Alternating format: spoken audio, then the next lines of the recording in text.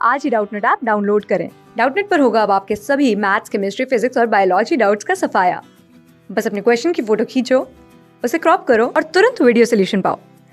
Download now. Good morning students. तो आज का हमारा क्वेश्चन क्या है यार? सिंपल सा क्वेश्चन है। हमें बोला एक सोनार जो है ये 50 किलोहर्ट्ज़ की फ्रीक्वेंसी पे ऑपरेट कर रहा है। ठीक है, sonar fictional submarine operates at 50 kilohertz. तो देखो बेसिकली पानी के अंदर क्या है, ये पानी है।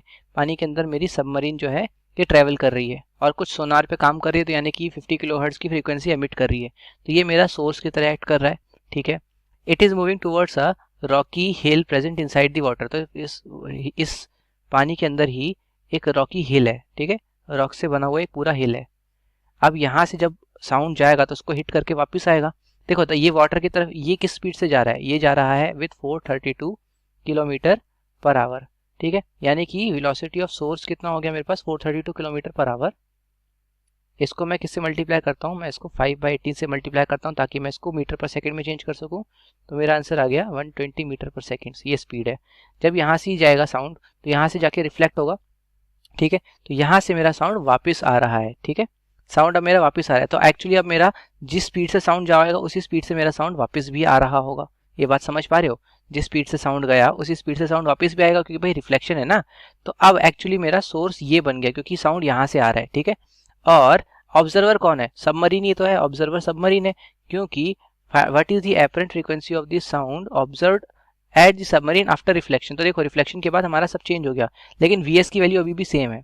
ठीक है, वी सेम है और वी कितना होगा मेरे पास, ऑपरेटिंग जो मेरा ये ऑब्जर्वर है, अब उसके लिए कितनी वेलोसिटी हो गई, 432 इंटू सेम यही वेलोसिटी इसके पास है ना, तो ये हो गई मेरे पास 120 मीटर पर सेकेंड की। मेरे पास दोनों की वेलोसिटीज अब आ चुकी हैं। ठीक है, तो देखो अब हमारे पास वी तैयार है, वी तैयार है।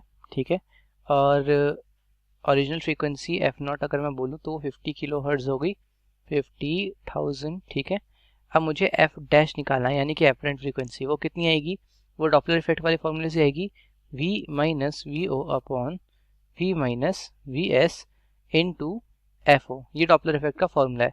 पर ये फॉर्मूला बनाया गया था इस कंडीशन को दिमाग में रख के, जब सोर्स जो है वो ऑब्जर्वर की तरफ जाए और ऑब्जर्वर अवे फ्रॉम सोर्स जाए। हमारे केस में सोर्स जो है वो ऑब्जर्वर की तरफ आ रहा है और ऑब्जर्वर जो है वो टूवर्ड सोर्स जा रहा है। तो सोर्स की डायरेक्शन तो ठीक है ऑब्जर्वर की तरफ जाना, लेकिन ऑब्जर्वर की डायरेक्शन अवे होनी चाहिए थी। यहाँ पे क्या है, अवे नहीं है। ठीक है, टूवर्ड्स है, तो इस जगह पे हम लोग वी ओ की जगह पॉजिटिव रखेंगे। तो वी डैश कितना हो गया बेसिकली हमारे पास, वी, तो वी क्या है, स्पीड ऑफ साउंड होता है। स्पीड ऑफ साउंड क्वेश्चन में दे रखी है 1450। ठीक है, 1450 प्लस वी ओ यानी कि 120 अपॉन 1450 माइनस 120 और इनटू में कितना आ जाएगा, एफ ओ। तो एफ ओ कितना था मेरे पास, 50,000 हर्ट्स। ठीक है, ये यूनिट हर्ट्स थी इसकी, तो 50,000 राइट। आप बस हमें इसको सॉल्व करना और हमें आंसर मिल जाएगा।